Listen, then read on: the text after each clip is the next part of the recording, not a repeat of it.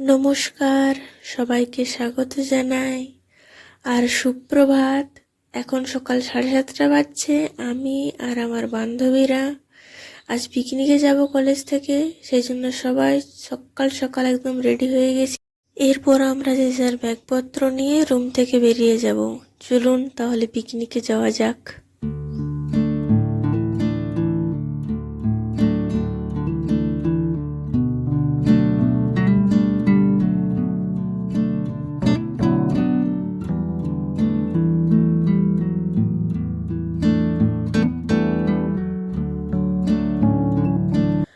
আমরা সবাই বাসে উঠে পড়েছি।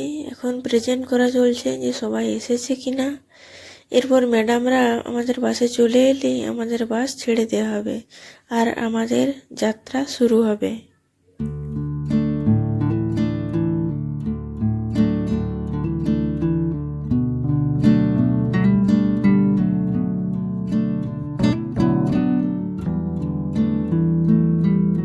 আমরা পৌঁছে গেছি আমাদের পিকনিক স্পটে। আপনারা আশেপাশের জায়গাটা দেখে মোটামুটি আন্দাজ করতেই পারছেন এটা কোথায়। এটা হলো চন্দ্রকোনা রোডের পরিমল কানন। এখানেই আমাদের কলেজের থেকে পিকনিক করা হচ্ছে। পিকনিকে আমাদের সকালের খাবারে ছিল কড়াইশুঁটির কচুরি, আলুর দম আর নলেন গুড়ের রসগোল্লা। আর চা আর কফি তো ছিলই, কিন্তু সেগুলোকে আর ভিডিওতে ক্যাপচার করা হয়ে ওঠেনি। এখন খাওয়া দাওয়া সেরে আমরা একটু ঘুরতে বেরিয়েছি।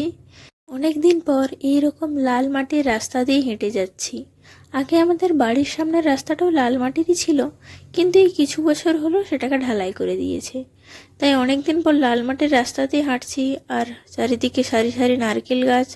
তাই খুবই ভালো একটা অনুভূতি হচ্ছে। সেই পুরোনো দিনের লাল মাটির রাস্তাটার কথা মনে পড়ে যাচ্ছে, যেটা আমার গ্রামের ছিল। পার্কের মধ্যেই একটা ছোট্ট দিঘি মতো জায়গা রয়েছে, আমরা এখন সেই দিকেই যাচ্ছি। দিঘিটাও অনেক বড়, আর তার চারপাশের পরিবেশটাও অনেক সুন্দর। দিঘিটার মাঝখানে একটা ঘর রয়েছে। ওই ঘরটা হলো রঙিন মাছের ঘর। ওখানে আপনাকে যেতে হলে 5 টাকা টিকিট কেটে ভেতরে যেতে হবে। আর দিঘিটার মধ্যে আপনি বোটিং করতে পারেন। সেই বোটিং করবার জন্য 4 জনের জন্য 50 টাকা করে নেওয়া হয়। আর দিঘিটার যে পাড়ের অংশটা রয়েছে সেখানে বসার জায়গা করা রয়েছে, সেখানে আপনি গাছের ছায়াও বসতে পারেন। অনেক মাছ তো রয়েছে দিঘিটার মধ্যে, আপনি এগুলোকে খাবার দিতেও পারেন। আমি আর আমার বান্ধবীরা মিলে খাবার দিয়েছিলাম। এখন আমরা এসেছি বোটিং করতে।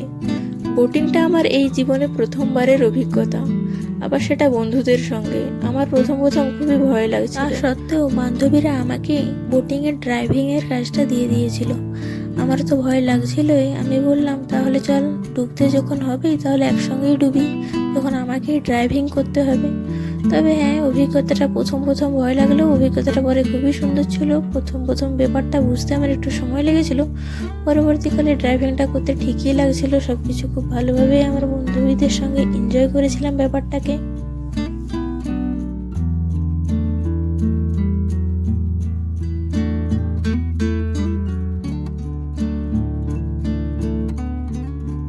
এবার একটু দোলনায় দোল খাওয়া। ছোটবেলায় আমরা গরুর গাড়িতে দোলনা বানিয়ে তাতে দোল খেতাম, কারণ আমার বাড়ির কাছাকাছি কোনো পার্কই ছিল না। এমনকি এখনো আমার বাড়ির কাছাকাছি কোনো পার্কও নেই। এটা হলো পরিমল কাননের মাঝের বাগানের অংশটা। চারিদিকটা একদম সবুজে সবুজ।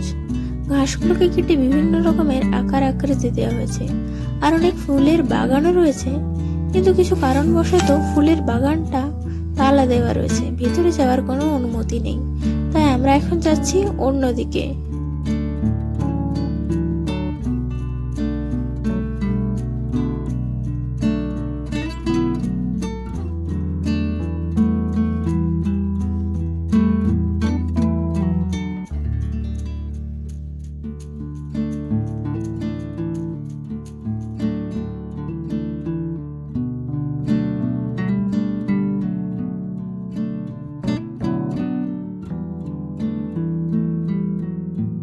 সকাল থেকে ঘুরে ঘুরে একদম হাঁপিয়ে গিয়েছি, তাই গাছের তলায় বসে একটু জিরিয়ে নিচ্ছি। এখন আমাদের খাবার সময় হয়ে গিয়েছে, একটু পরেই খাবার ওখানে চলে যাব দুপুরের খাবার খেতে।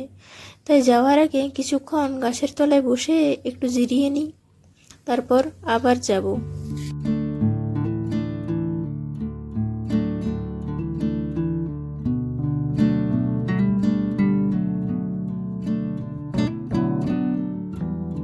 এখন আমাদের ছোট বোনদের খাওয়া দাওয়া চলছে, এরপর আমাদের ক্লাসের খাবার পালা।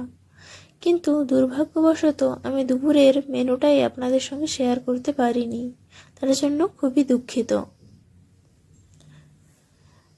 কাজের ফাঁকে বান্ধবীর সাথে একটু ঢং করছিলাম ছায়াটা নিয়ে।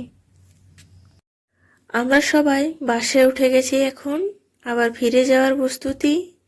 আজকের দিনটা একেবারে অন্যরকম সুন্দর কাটলো, অনেক নতুন অভিজ্ঞতা যুক্ত হলো জীবনের কাব্যে। সূর্যেরও অস্ত যাওয়ার সময় হয়ে এসেছে, আর আমরাও এখন ধরেছি অচলায়তনে ফেরার পথ। চলুন দেখা হবে অন্য কোনো একদিন, অন্য কোনো একটি ভ্লগে। ততক্ষণ ভালো থাকবেন, ধন্যবাদ।